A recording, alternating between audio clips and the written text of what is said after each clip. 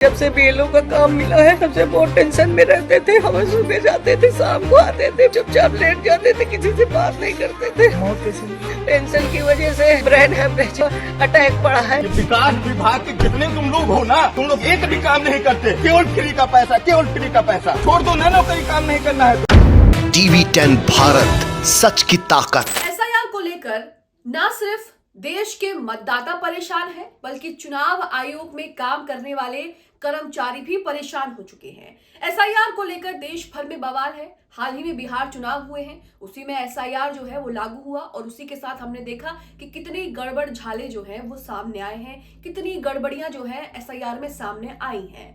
अब social media पर SIR को लेकर तरह तरह की खबरें तो वायरल होती ही रहती हैं। साथ ही यहाँ पर एक सबसे ज्यादा चिंताजनक मुद्दा और चिंताजनक विषय जो है वो ये है कि एसआईआर के चलते चुनाव आयोग अपने कर्मचारी यानी कि बीएलओ से किस तरह से गधा मजदूरी करवा रहा है।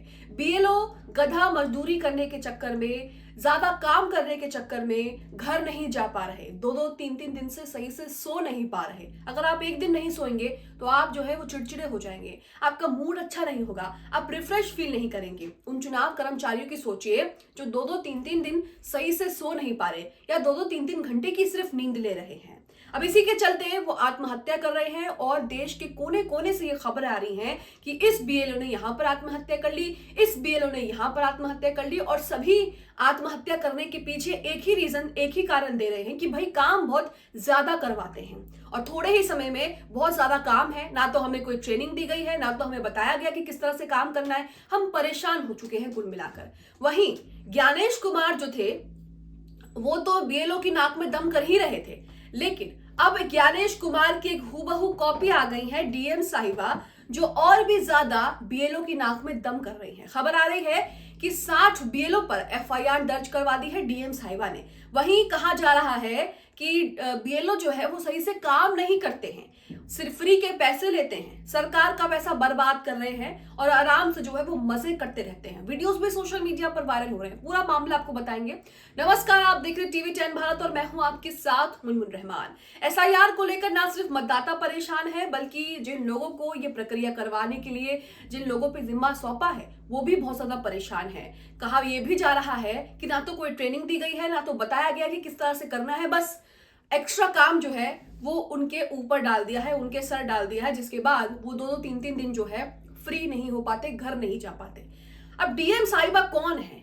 ये जो ज्ञानेश कुमार की हूबहू कॉपी है, ये कौन है जो ज्ञानेश कुमार के नक्शे कदम पर चलकर बीएलओ पर ही एफआईआर दर्ज कर रही हैं और ये कह रही हैं कि ये काम नहीं करते, बल्कि जो देश के कोने कोने में बीएलओ आत्महत्या कर रहे हैं। साफ साफ लिखा है सुसाइड नोट पे कि हमसे ज्यादा काम करवाया जा रहा है, इतनी क्षमता नहीं है, हम घर नहीं जा पा रहे, खाने का समय नहीं मिल पाता। खबरें आपको दिखाएंगे। सबसे पहले कुछ ट्वीट देखिए, उसके बाद हम आपको मीडिया रिपोर्ट्स में क्या है वो दिखाएंगे। लिखा है गोविंद प्रताप सिंह यहाँ पर कहते हैं बीएलओ पर गाज गिरी है। मुख्य चुनाव आयुक्त ज्ञानेश कुमार गुप्ता की बेटी और नोएडा की डीएम मेधा रूपम के आदेश पर 60 बीएलओ और 7 ऑब्जर्वर्स पर एफआईआर दर्ज हुई है। ये एफआईआर इसलिए दर्ज की गई है क्योंकि एसआईआर का काम ढंग से नहीं चल रहा है। तो यहाँ पर आप देख रहे हैं कि किस तरह से ज्ञानेश कुमार की बेटी भी उनके ही नक्शे कदम पर है और किस तरह से उन्होंने भी बीएलओ की नाक में दम कर रखा है। जहां एक तरफ ज्ञानेश कुमार के मुंह से 2 शब्द संवेदना के नहीं फूट रहे हैं, इतने सारे बीएलओ की जान जा रही है, आत्महत्या कर रहे हैं, आंखों से एक कतरा आंसू का नहीं बह रहा, वहीं उनकी बेटी क्या कर रही है ये भी आपके सामने है। दूसरा ट्वीट आपकी स्क्रीन पर सूर्य प्रताप सिंह का, ये लिखते हैं ग्रेटर नोएडा में 60 बीएलओ और 7 सुपरवाइजर पर एफआईआर ठोक दी गई है, जिन्हें ना प्रशिक्षण मिला है, ना ऐप चलाना सिखाया गया, ना दस्तावेज जांचने का तरीका जो है बताया गया।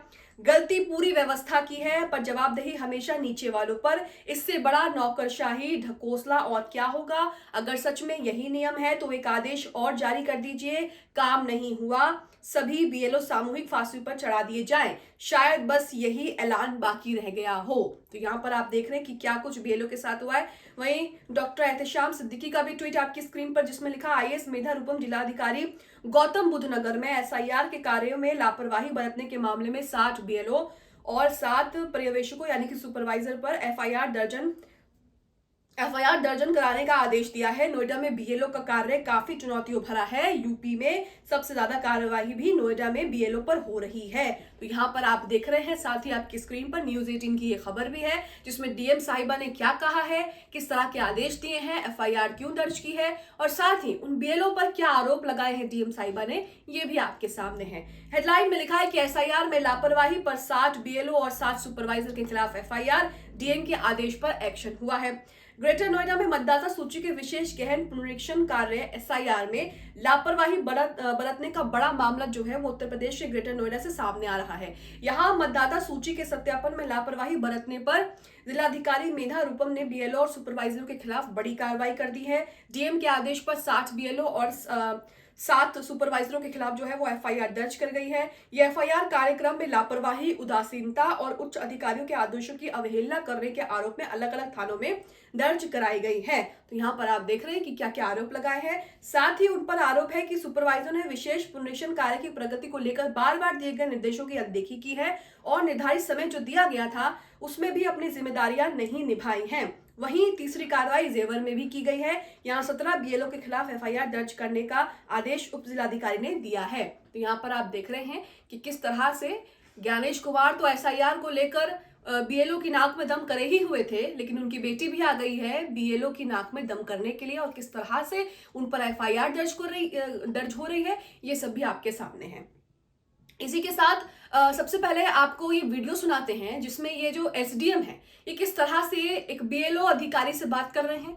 बीएलओ अधिकारी हाथ जोड़कर उनके सामने खड़ा हुआ है और यहाँ पर कह रहे हैं कि सरकार का पैसा फ्री में जो तुम लोग है सैलरी लेते हो, फ्री में तुम लोग जो है सब कुछ बैठकर यहाँ पर करते हो, तुमसे कोई काम नहीं होता है, टाइम पर कोई काम क्यों नहीं करते हो। यहाँ पर बहुत खरी खोटी जो है वो सुना रहा है। सबसे पहले तो ये वीडियो देखिए। एक भी फॉर्म नहीं भरा है, लिखो तहरीर लिखो, एक सादा पन्ना लाओ, एक सादा पन्ना लाओ, तहरीर लिखो। कौन सा थाना है? एक भी काम नहीं किया। तहरीर लिखो, एक पन्ना लाओ, तहरीर लिखो तत्काल। और उसमें ये भी लिखना कि विभागीय अधिकारी वीडियो इन लोगों के द्वारा कोई सहयोग नहीं किया गया, इसलिए 0। इनके खिलाफ भी इनके दोनों लोगों के खिलाफ मुकदमा लिखो, लाओ तहरीर लाओ। नहीं एफआईआर करी है इसमें कोई भाई तुम क्या बदनाम हो ये लाओ। लाट साहब हो गए हो, रोजगार सेवक हो तो क्या हो गए हो? क्यों नहीं काम कर रहे हो? लाओ तुम। कहाँ है उनके? है सुपरवाइजर है लेखपाल में, भेज रहा हूँ तहरीर एफआईआर दर्ज करवाइए। मैं भेज रहा हूँ कि विकास विभाग के जितने तुम लोग हो ना, तुम लोग एक भी काम नहीं करते, केवल फ्री का पैसा, केवल फ्री का पैसा। छोड़ दो ना, नौकरी काम नहीं करना है तो केवल सरकार का पैसा ले रहे हो ना, तो सरकारी काम क्यों नहीं करते? और सरकारी काम नहीं करना है तो छोड़ दो नौकरी। तो वीडियो आपने यहाँ पर देखा किस तरह से बीएलओ अधिकारी जो है वो हाथ जोड़कर खड़ा है और एसडीएम जो है वो किस तरह से उस बीएलओ अधिकारी को एक के बाद एक खरी खोटी सुनाई जा रहे हैं। रणविजय सिंह ने इस वीडियो को शेयर किया, लिखा है एसआईआर का बवाल, केवल फ्री का पैसा उठा रहे हो, अगर काम नहीं करना है तो नौकरी छोड़ दो, तुमको जेल भेज दूंगा, ये कह रहे हैं एसडीएम। यूपी के बस्ती जिले में एसडीएम साहब बीएलओ पर भड़क गए, बात एफआईआर कराकर जेल भेजने तक आ गई। एसआईआर के दौरान काम के दबाव की वजह से कई बीएलओ के आत्महत्या करने की खबर आ चुकी है। अब कौन कौन से बीएलओ किस किस राज्य में कितनी आत्महत्या हुई है, किस किस ने आत्महत्या की है, उस पर क्या क्या कहा है, ये भी आप आंकड़ा आपके सामने एक बार रख देते हैं। तो सबसे पहले ताजा मामला आपकी स्क्रीन पर है, न्यूज 24 का ट्वीट जिसमें लिखा है पश्चिम बंगाल में बीएलओ ने आत्महत्या कर ली है। सीएम ममता ने इस मुद्दे को उठाया है, उन्होंने लिखा है और कितनी जाने जाएंगी इसके लिए और कितने लोगों को मरना होगा महोत्सव। शिक्षकों ने अपने सुसाइड नोट में चुनाव आयोग को दोषी ठहराया है, जो कि तमाम बीएलओ ठहरा रहे हैं। इसी के साथ कांग्रेस ने यहाँ पर एक लिस्ट शेयर की है, लिखा है जानलेवा एसआईआर के आगे दम तोड़ती जिंदगियां। हैरानी की बात तो यह है कि इन बीएलओ के मौत पर ना तो ज्ञानेश कुमार जी कुछ बोलने को तैयार है, ना ही कोई और अधिकारी बोलने को तैयार है। एक आंसू का कतरा जो है वो उनके लिए नहीं निकल रहा है। ये लोग उनके लिए काम करते हैं, उनके लिए जो है सारी चीज संभालते हैं, लेकिन उसके बावजूद भी अपने कर्मचारियों का जरा सा एहसान जो है नहीं है। लिखा है पश्चिम बंगाल में बीएलओ रिंकू जी ने एसआईआर के दबाव में हारकर खुदकुशी कर ली। वहीं यूपी के लखनऊ में बीएलओ विजय कुमार वर्मा जी की मौत हो गई। परिवार ने बताया कि एसआईआर के कारण भयानक मानसिक तनाव झेल रहे थे। इससे पहले भी पश्चिम बंगाल, राजस्थान, मध्य प्रदेश, केरल, गुजरात, तमिलनाडु से बीएलओ की मौत से जुड़ी खबरें आई हैं, जो बेहद दुखद चिंताजनक है। चुनाव आयोग वोट चोरी को अंजाम देने के लिए एसआईआर में जल्दबाजी दिखा रहा है, जिसमें एसआईआर का टारगेट पूरा करने के लिए बीएलओ पर जो है वो दबाव बनाया जा रहा है, क्योंकि बहुत ही कम समय में ये जो है योजना आई है। कमी रहने पर उन्हें धमकाया और बेइज्जत किया जा रहा है। बेइज्जत तरह से किया जा रहा है, धमकाया किस तरह से जा रहा है, वीडियो में आप पहले ही देख चुके हैं। जहां नरेंद्र मोदी और चुनाव आयोग वोट चोरी के जरिए लोकतंत्र की हत्या कर रहे हैं, वहीं उनका ये एसआईआर निर्दोष लोगों की जान ले रहा है।